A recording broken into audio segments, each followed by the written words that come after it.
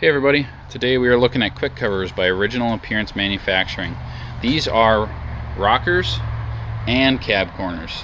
The difference between these and most of the other ones that I've seen are that these give you full coverage in the bottom, which is pretty standard, but they give you all the way up to the seals and the door jambs, and then they give you a huge portion of the cab corner, which if you're in the same situation as me, which a lot of these trucks are nowadays, you can see that I'm over halfway up to the body line. So this gets you up to the body line. This will cover up pretty much anything, and then it covers up to the pinch weld right here. So I'm gonna have to figure out something a little bit farther on the inside, but there's nothing else that would cover that up anyways, so it is what it is. If you buy just the quick covers, you get the quick covers, you get the rivets, you get the adhesive tape, and you get some cleaning pads. Now, there's an installation kit. It's a little bit different for the painted ones or the textured ones. I have the textured ones, so it's less expensive. You get cavity wax, and then you get grease that goes on the external portions. You get yourself a rivet gun and drill bits. So, oh, and the brush as well to apply the grease. And then the other option is the inner rockers, which are in that box. You're probably going to need to buy these as well, because if you're missing rockers, you probably don't have the bottom portion of your rockers, and that's what these need to attach to. So these will self-tapping screw to the existing portion of your inner rockers that you have, and then you will rivet to the bottom of them. You do get this instruction manual that you're going to want to follow. So step one is making sure to clean. Pressure wash it and blow it out with an air gun.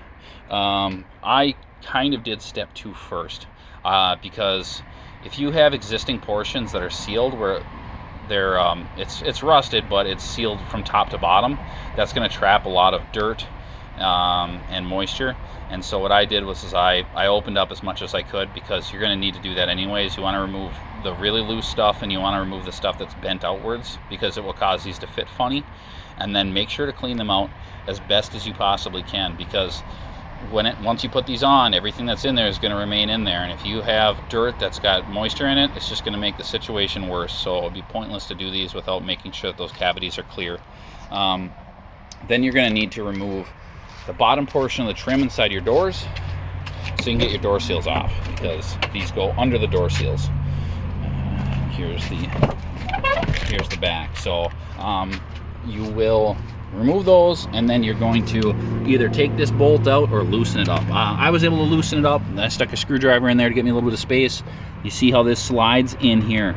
So that's how you start. You start by sliding the rubber or the plastic rocker panel in there, and then you can see how well they fit. Look at how tight that gap is. There's nothing holding this on this vehicle right now besides being stuck in that front portion and then just being underneath these, and that gap is real tight. And I have both doors open, so it's not like a closed door is holding this. You will need to remove that if you've got a body molding there. So that is where you start, and here's what it will look like, when it's done, except for it will be officially attached to the truck. So let's continue with that. Alright, so now we got this general purpose grease that they want to coat basically any rusted surfaces. Like I said, I've previously gone around. You can knock in the bent rust that's sticking outwards, or you can cut it off. And I decided to cut it off because I just didn't want it sitting back there. It's not needed, so I've made sure that everything's flush so that won't interrupt with the panel going on, which you would have already seen in the test bit. I've done that previously. So we've got this grease here. Probably best wear gloves because it's pretty nasty.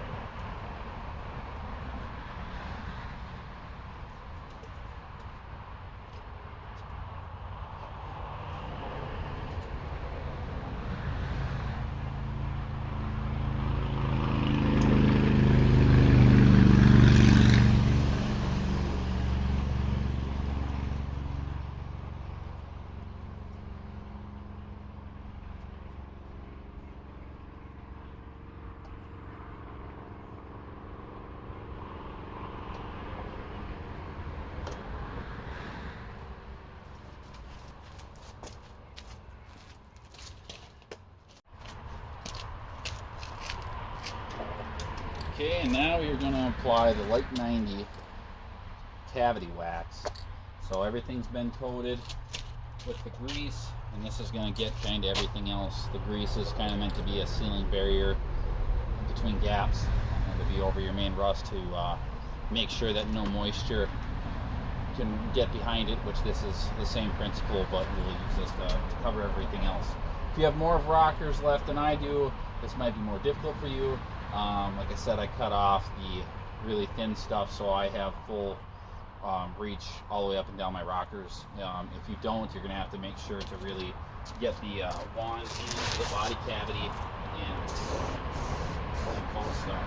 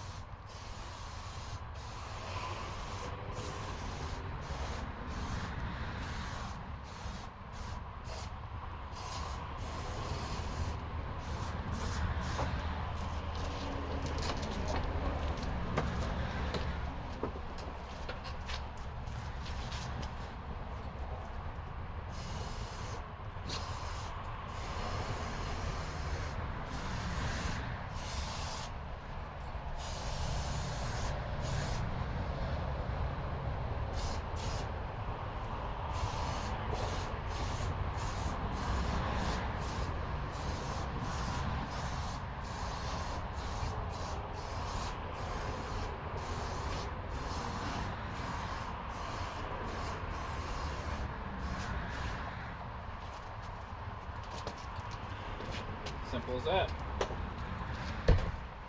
Here we are looking at the inner rockers that you get.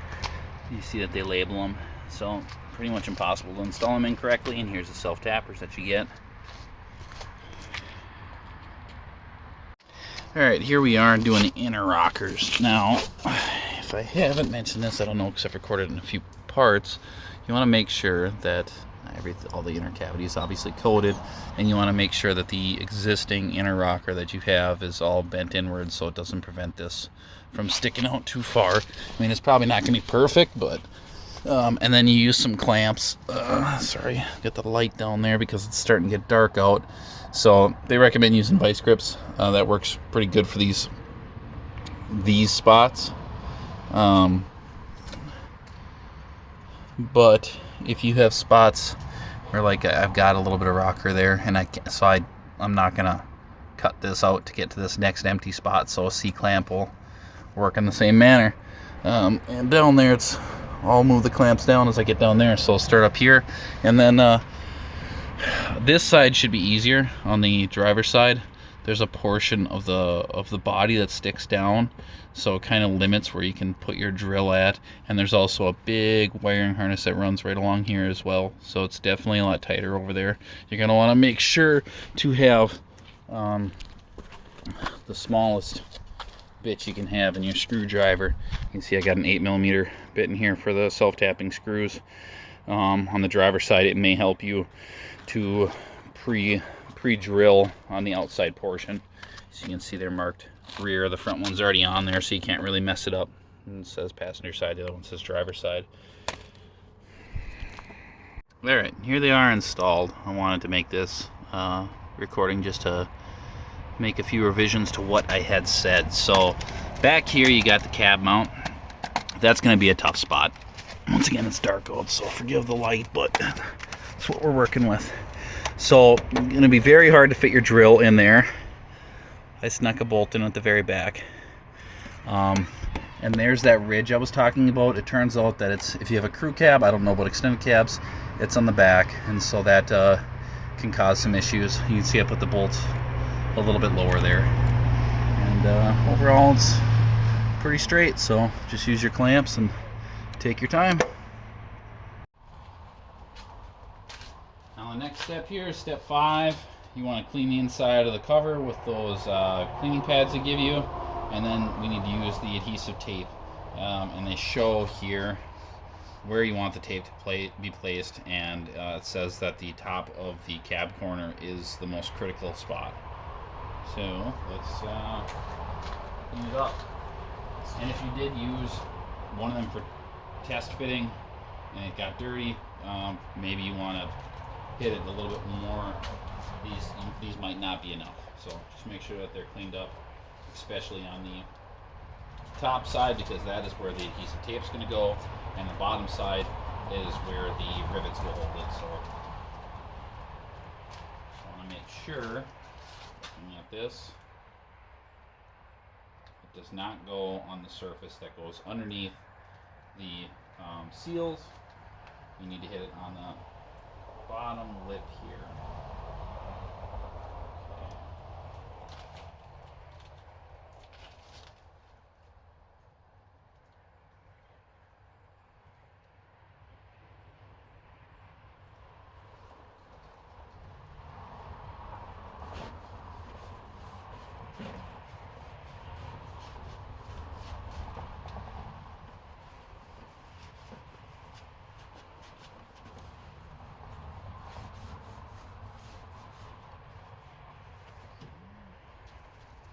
We've got 4 of these, so I would imagine that one per door jamb opening is what we're looking for.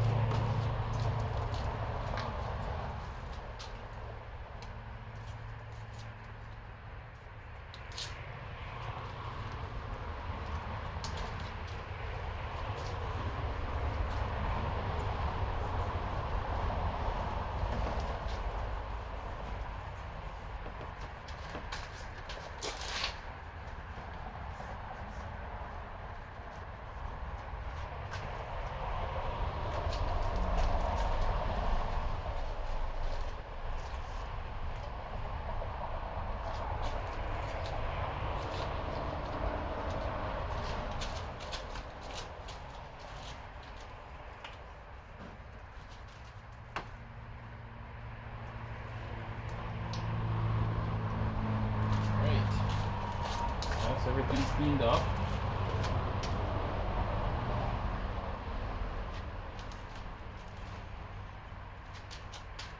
We want to make sure to also get the front edge of this here. So, put the adhesive tape.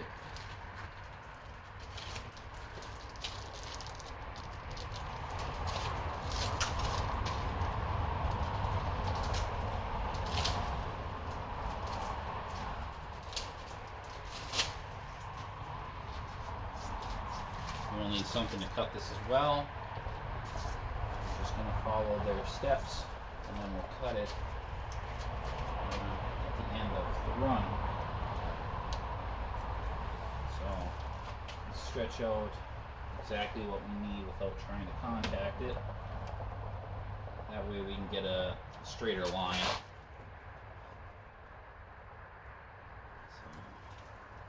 So, go up to there.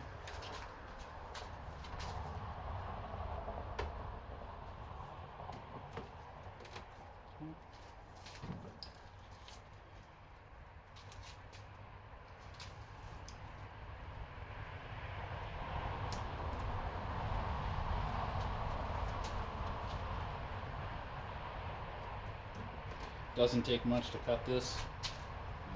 Scissors will work just fine, but the razor blade, I barely, you just have to score the back, the cover on the back side of it.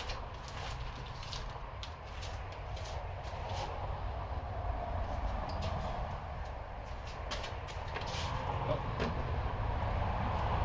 That's perfect size right there.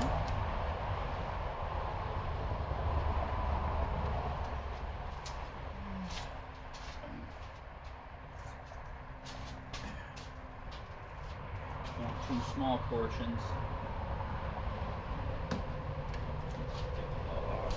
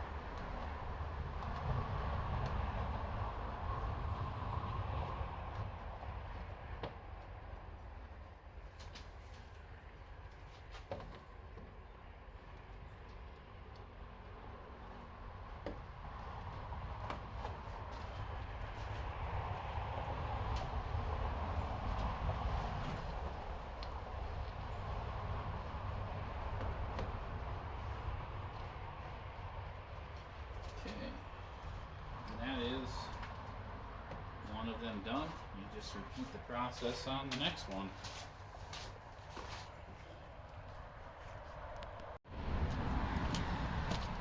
Here we are installing it. You want, like I said originally, to slide the front portion in, slide it under the middle, behind the front or back door, and then you've got all this tape back here. You want to make a loop, so you want to pull a little bit of the protective barrier off the red on the two-phase tape, so you can grab them. So I've already peeled off that completely, and now I'm peeling off around here, and then I'm going to adhere this to the truck. Find the best inside the truck. This is an ongoing project. Plus, we already had a bunch of garbage in it.